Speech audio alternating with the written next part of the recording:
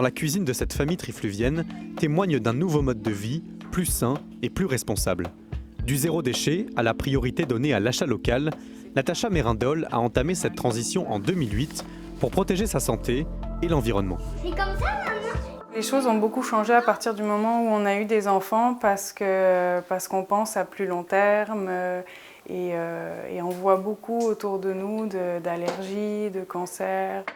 Donc manger pour être en bonne santé, puis aussi manger pour sans que des personnes soient exploitées, sans qu'il y ait des produits chimiques, sans que la terre soit abîmée.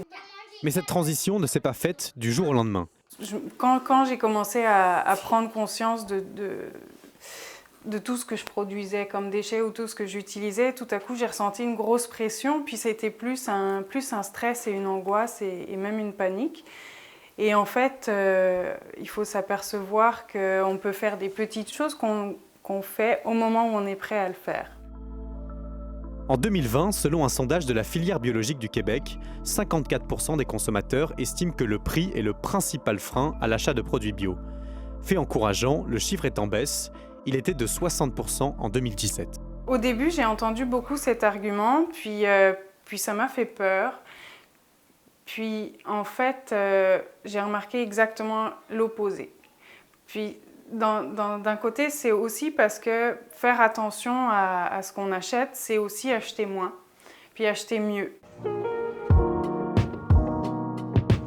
De nombreux Québécois se sont laissés séduire par le concept de panier bio livré à domicile. Des produits du champ de l'agriculteur à l'assiette du consommateur. De nombreuses fermes de la région le proposent et sont même victimes de leur succès. Une popularité que la crise du Covid n'a fait qu'accentuer. Ces paniers alimentaires, c'est aussi le concept d'une entreprise montréalaise au succès commercial grandissant, les fermes Loufa. La particularité de l'entreprise, faire pousser ses propres légumes aux quatre coins de Montréal et en toute saison, et surtout sur des toits.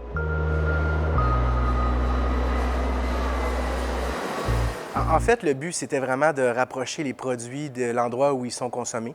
Donc, pourquoi pas produire en ville à la base. Donc, on n'utilise pas de terrain supplémentaire. On parle évidemment d'une économie de chauffage pour la serre et d'une économie de chauffage aussi pour l'immeuble qui est sous-jacent.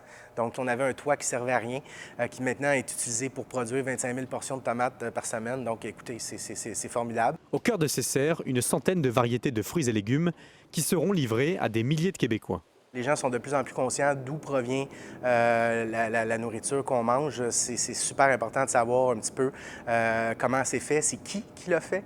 Environ 20 de nos ventes totales vont être les ventes de nos serres. Par rapport, après ça, aux 200 fournisseurs fermiers et artisans québécois avec lesquels on travaille pour avoir une offre d'épicerie de produits fermiers en ligne complète. Et le succès est au rendez-vous. Une quatrième serre verra prochainement le jour sur un nouveau toit de la ville de Montréal. Elle sera, selon l'entreprise, la plus grande serre sur toit au monde. Possible pour vous de nourrir 10 milliards d'habitants dans Absolument. 2050? Donnez-nous des toits et on va construire plus de serres. Ça va nous faire plaisir de le faire. C'est notre objectif. Est-ce le prochain visage de nos villes de demain, le prochain virage de notre alimentation? Depuis le début de la crise sanitaire, l'achat local a gagné en popularité. Les appels à consommer québécois ont été nombreux et ont été entendus. Comme si la crise nous avait fait prendre conscience que ce mode de vie alimentaire, basé sur l'achat local ou biologique, était peut-être notre avenir et qu'il fallait l'adopter au plus tôt, ou plutôt y revenir.